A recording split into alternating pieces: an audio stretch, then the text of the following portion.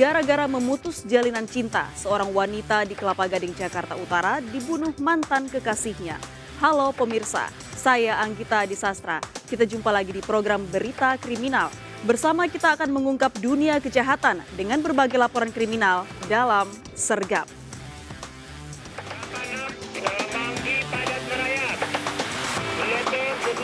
Jajaran Puring hingga saat ini aman terkendali. 86 bantuannya 87 jajaran muda 86. Pemirsa, sebuah toko yang juga dijadikan rumah tinggal di Bengkulu Selatan ludes terbakar. Akibat kebakaran, 3 penghuni yang masih di bawah umur tewas.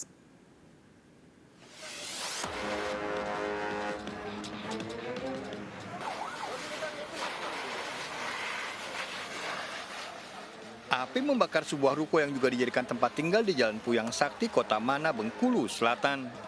Besarnya api dengan cepat menghabiskan seluruh bangunan milik Ratkuan 60 tahun.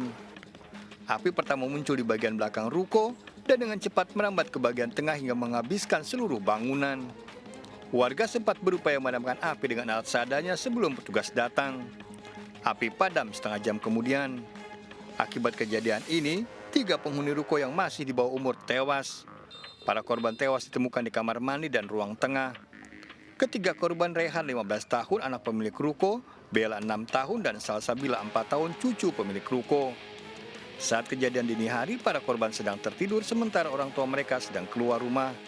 Selain 3 korban jiwa, api juga menghanguskan 3 motor dan seluruh perabotan. Jadi pas dia minang itu tuh, lari tarik karena yang lain ini. Karena panik yang gue itu lari ke dalam. Pas sampai ke dalam, lugo Bangunan ini. ketinggalan. Usai kejadian, polisi melakukan olah tempat kejadian perkara. Dugaan sementara kebakaran akibat hubungan pendek arus listrik. Kerugian ditaksir mencapai ratusan juta rupiah. Dari Bengkulu Selatan, Andrew Duwirawan melaporkan. Seorang remaja di Bekasi, Jawa Barat tewas karena menghadang truk demi konten video. Supir truk kabur meninggalkan korban.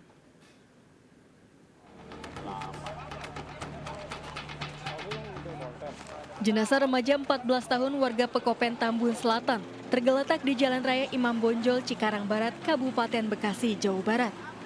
Petugas dibantu warga mengevakuasi jenazah korban ke RSUD Cibitung.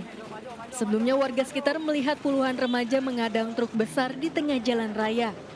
Aksi nekat puluhan remaja ini diduga demi membuat sebuah konten. Naas bukannya menghindar, korban justru tertabrak truk hingga tewas mengenaskan. Ironisnya sopir truk kabur usai kejadian. Awalnya ya dari sini dia bantu-bantuin temen katanya buat pulang kali. Terus nggak pas begini nggak menghindar kali, nggak sempat. Iya, nggak sempet. Arah ke sono, itunya mobil kontainer kabur. Arah mana bang? Dari arah mana ke mana? Dari arah Tambun ke Polisi telah menggelar olah TKP kasus laka lantas ditangani Polres Metro Bekasi. Polisi tengah mengejar sopir truk yang menabrak korban. Dari Kabupaten Bekasi, Jawa Barat, Didit Junaidi melaporkan. Pengemudi berkendara ugal-ugalan, sebuah mobil mewah menabrak 8 motor yang sedang berteduh di Penjaringan, Jakarta Utara. 3 pemotor luka-luka, 1 diantaranya luka parah.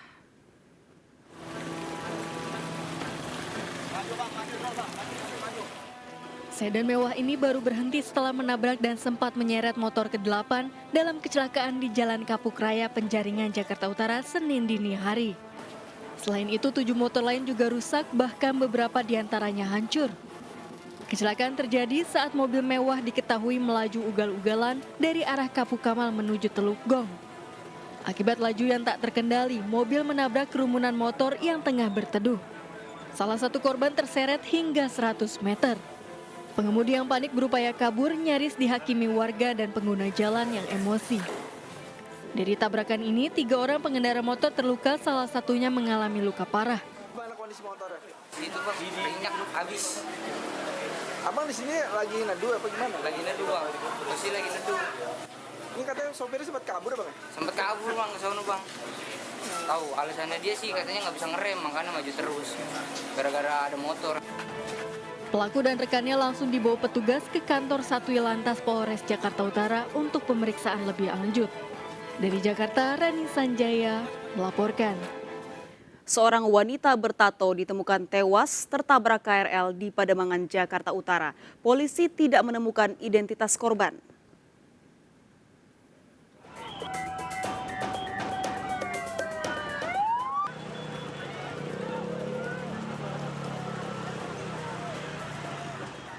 Warga digegerkan dengan penemuan jasad wanita tanpa identitas di perlintasan kereta api Jalan Gunung Sahari, Pademangan Barat, Jakarta Utara. Tidak diketahui dengan pasti awal peristiwa yang terjadi, namun korban ditemukan tewas dengan kondisi mengenaskan. Jasad berjenis kelamin perempuan usia sekitar paruh baya, memiliki tato di bagian punggung. Korban diduga tewas tertabrak KRL yang melintas menuju stasiun kota.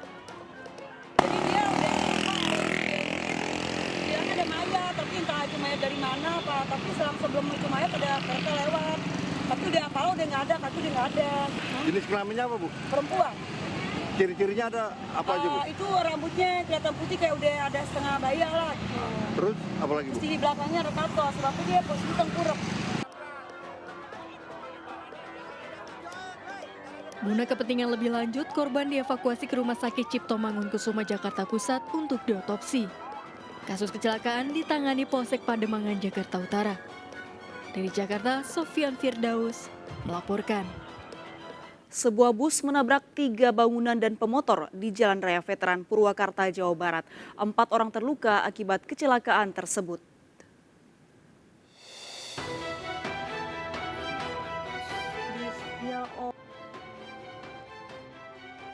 Satu unit bus PO Warga Baru menabrak 2 warung dan 1 kantor jasa pengiriman paket di Jalan Raya Veteran Purwakarta, Jawa Barat, Senin siang. Bus berpenumpang 10 orang tersebut melaju kencang dari arah Bandung menuju Jakarta dan menabrak motor serta 3 bangunan di sisi kiri jalan. Insiden tersebut menyebabkan 4 korban terluka dan segera dilarikan ke RSUD Bayu Asih Purwakarta. Diduga kecelakaan dipicu rem blong. Ada mobilnya udah kenceng, motor saya kan loncat ke jalan, lalu saya bangun lagi, posisinya saya udah timpa tembok sama bangunan. Itu mengakibatkan korban sebanyak 4 orang, luka-luka. Untuk warung sendiri berapa warung Pak yang terseruduk? Untuk warung yang terkena imbas kecelakaan ini ada 2 warung. Supir bus diamankan polisi untuk pemeriksaan. Sebaiknya pengelola bus rutin mengecek kondisi bus sebelum dioperasikan untuk menghindari kecelakaan. Dari Purwakarta, Jawa Barat, Irwan Saputra melaporkan. Pria penganiaya istri di Cinere, Depok, Jawa Barat yang videonya viral di media sosial ditangkap polisi. Pelaku mengaku aksinya dipicu utang. Saat menganiaya korban, pelaku dalam pengaruh minuman keras.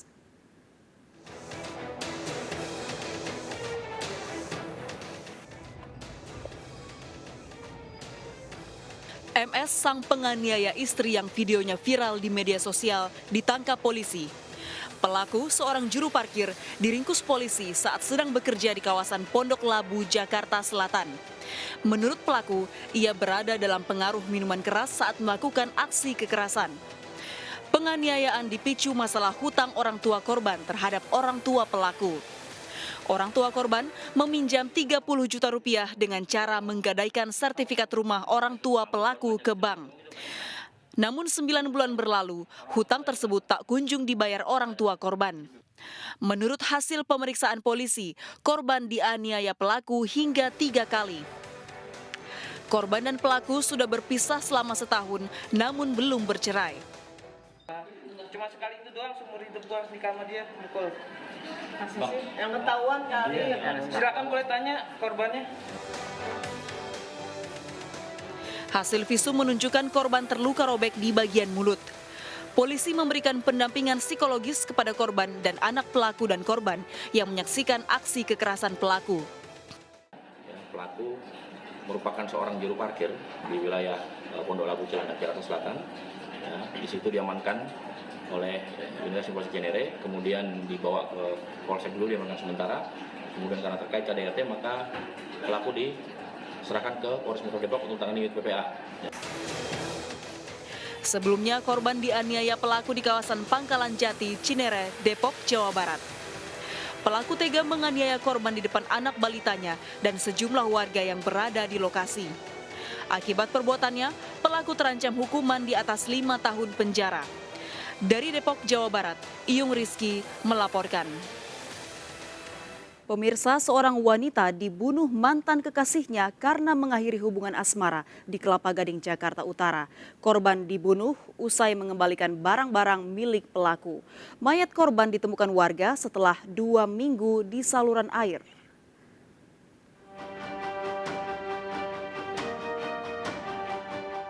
Mayat Ninis ditemukan warga Jalan Kelapa Nias, Kelapa Gading, Jakarta Utara Jumat lalu setelah merasakan bau menyengat dari saluran air.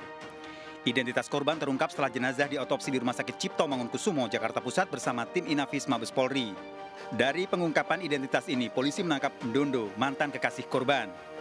Dalam pemeriksaan di kantor polisi, pria berusia 31 tahun ini mengakui membunuh korban akhir Oktober lalu dalam perjalanan dari rumah kosnya. Pelaku berdalih sakit hati karena korban telah memiliki kekasih baru. Korban itu sempat mendatangi rumah pelaku, ya, kosan pelaku di Sumur Batu pada pukul 20 tanggal 23. Ya, dengan maksud dan tujuan adalah korban ingin mengembalikan barang-barang milik pelaku yang ada pada korban, baju dan lain-lain, karena memang korban mau memutuskan untuk berhenti berhubungan. Nah, karena sudah punya pacar baru informasinya. Namun setelah berkunjung ke rumah dari si pelaku, akhirnya korban diantar pulang sama pelaku. Tujuannya ingin diantar pulang, namun di perjalanan mereka cekcok, ya, sehingga pelaku naik pitam, akhirnya terjadilah pembunuhan tersebut. Tersangka terancam hukuman 15 tahun penjara dijerat pasal 338 KUHP tentang pembunuhan dengan barang bukti pakaian korban. Dari Jakarta, Sofyan Firdaus melaporkan. Pembunuh seorang wanita di sebuah rumah kontrakan di Goa, Sulawesi Selatan adalah sang kekasih. Motifnya, pelaku ingin menguasai harta korban.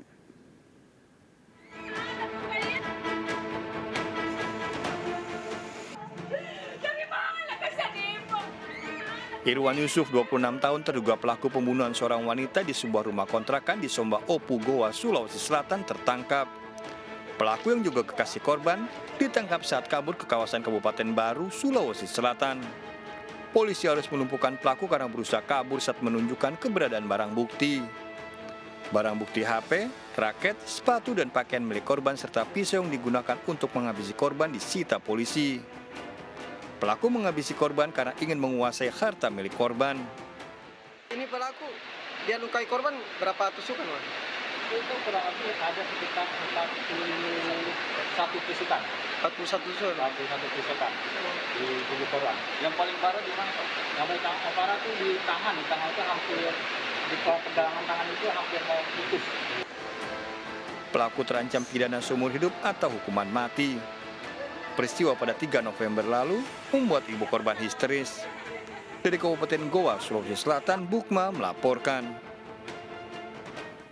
Sementara itu, seorang bocah laki-laki di Batam, Kepulauan Riau, tewas akibat dianiaya pacar ibunya. Pelaku emosi karena korban sering menangis.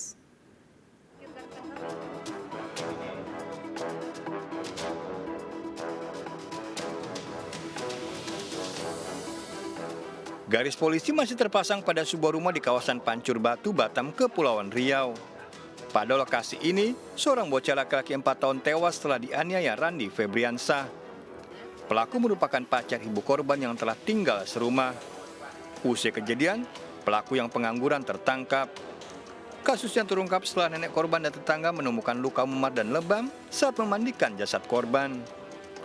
Kabar korban tewas mengejutkan sang ibu yang sedang bekerja. Korban sempat dibawa ke puskesmas Pancur Batu. Ibu korban datang ke polsek mau melaporkan kalau anaknya sudah meninggal dunia. Setelah kami selidiki, ternyata kematian si korban ini terdapat luka-luka atau lebam-lebam di badannya. Oke. Itu perbuatan siapa, Bu? Perbuatan sesuai dengan pemeriksaan adalah tersangka yang berinisial LP atau Randi Febriansah alias RP merupakan pacar dari ibu korban. Sejak tinggal satu rumah, ibu korban menitipkan anaknya ke pelaku selama bekerja.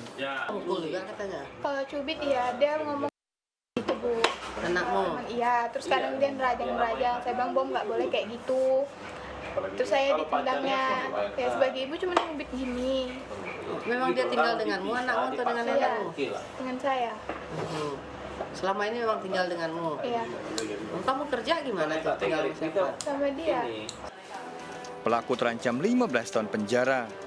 Dari Batam, Kepulauan Riau, Gusti Yonosa melaporkan.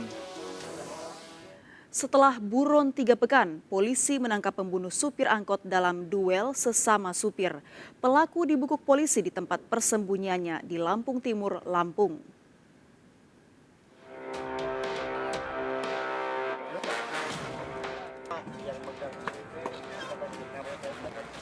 Hamdan yang terlibat pembunuhan sesama supir angkot ditangkap tim Resmo Polres Metro Tangerang, Kota Banten setelah buron 3 pekan.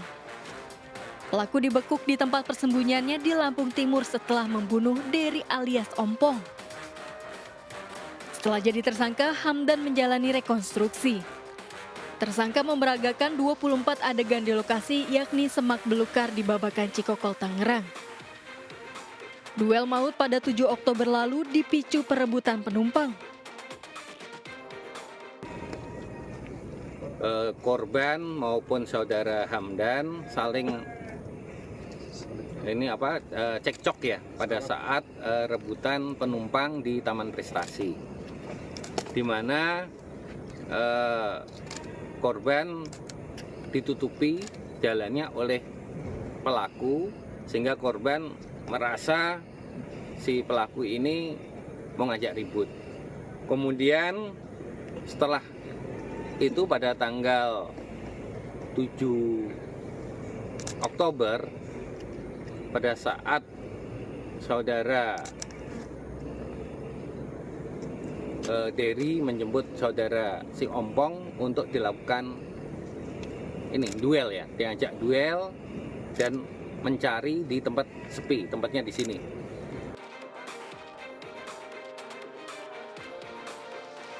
Tersangka mendekam di sel tahanan Mapolres Metro Tangerang Kota dan dijerat pasal 338 KUHP tentang pembunuhan dengan ancaman hukuman 15 tahun penjara. Dari Tangerang, Banten, Sukron melaporkan. Akibat kecanduan narkoba, 2 pria mencuri di sejumlah lokasi di Pangkal Pinang, Bangka Belitung. Untuk mengelabui korban, salah satu pelaku menggunakan daster dan jilbab.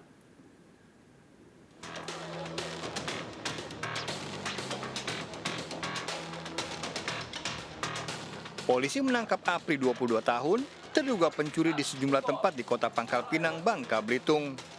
Istri pelaku histeris melihat upaya penangkapan tersebut. Pelaku seorang residivis pernah mendekam tahun 2019 dan 2021 lalu. Polisi menangkap pelaku lainnya, Reza berusia 18 tahun. Selain mencuri di berbagai tempat, Apri dan Reza juga mencuri di rumahnya sendiri. Saat beraksi di rumah orang tua Reza, sejumlah uang tunai dan BPKB motor menjadi sasaran.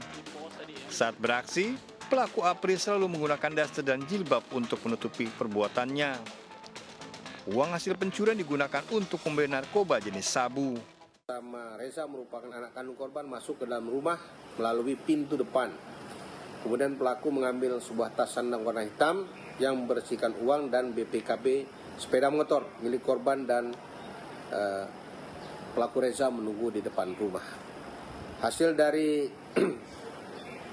pencurian tersebut dilakukan pembagian yang mana uang tersebut dibelikan untuk membeli narkotika jenis sabu. Kedua pelaku terancam 7 tahun penjara. Dari Pangkal Pinang, Bangka Belitung, Haryanto melaporkan. 7 pembobol brankas sebuah konter handphone diringkus Satuan Reskrim Polresta Jambi. Selain menguras isi brankas, para pelaku juga menggasak puluhan unit telepon genggam.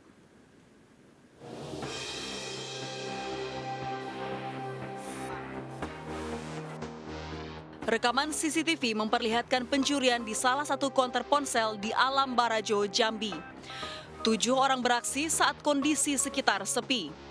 Mereka membobol dan menguras isi brankas menggunakan mesin las serta menggasak puluhan unit handphone.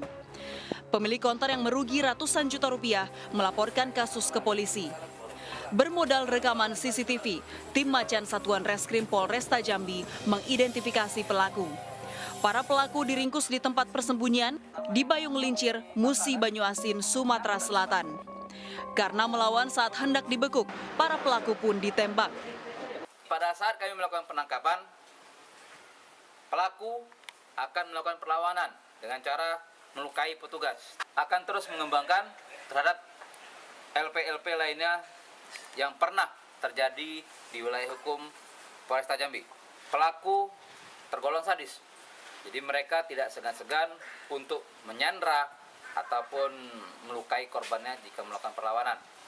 Dan pelaku ini merupakan pelaku lintas provinsi, bermain di Jambi, Bangka, Lampung.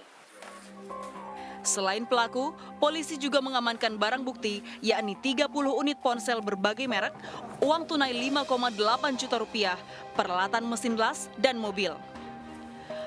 Pelaku yang merupakan sindikat pencurian antar provinsi terancam hukuman 7 tahun penjara. Dari Kota Jambi, Adrianus Susandra melaporkan. Sekelompok remaja berpesta minuman keras di area pemakaman di Kabupaten Mojokerto, Jawa Timur. Pesta miras tersebut berujung dengan kekerasan saat seorang pelaku buang air kecil di makam dan mengamuk karena tak terima ditegur.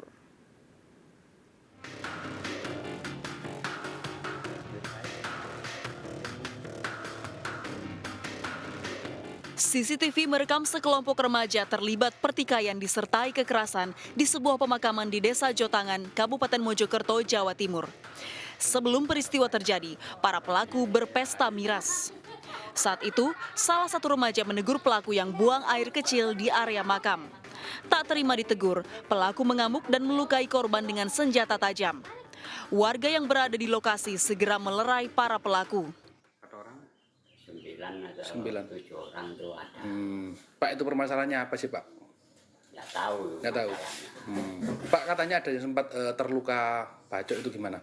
Iya, katanya ada yang terluka.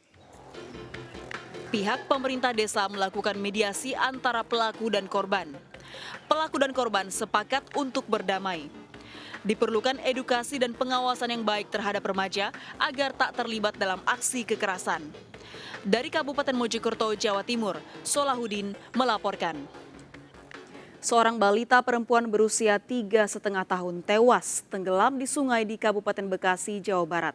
Korban tercebur ke sungai saat ditinggal orang tuanya pergi ke kamar mandi.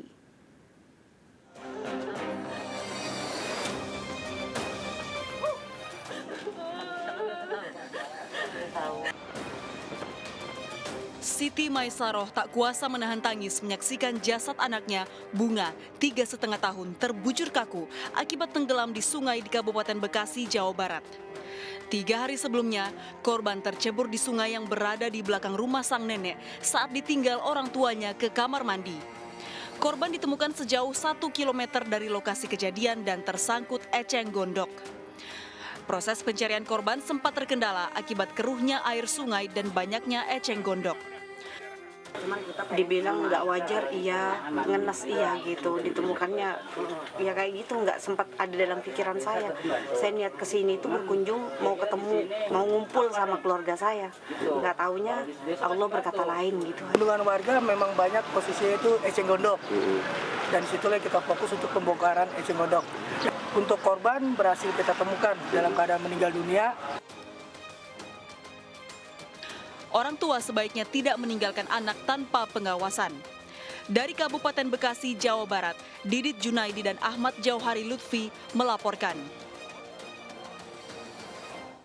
Badan Narkotika Nasional mengungkap 8 kasus penyelundupan dan peredaran narkotika. Barang bukti 350 kg lebih sabu, hampir 200 kg ganja, serta 100.000 butir lebih pil ekstasi disita.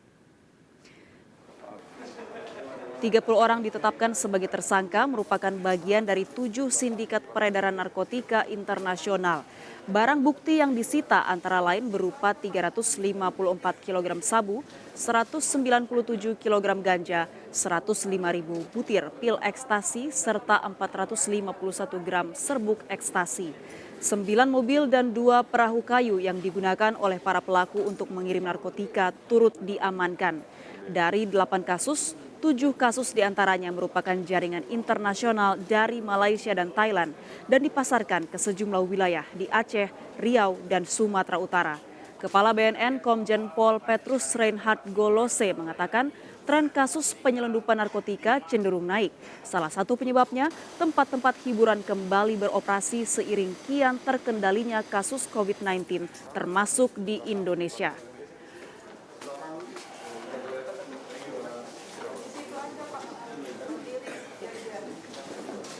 Pasangan dalam video porno skandal kebaya merah ditangkap. Sang wanita bukanlah karyawan hotel. Informasi selengkapnya sesaat lagi, tetaplah bersama Sergap.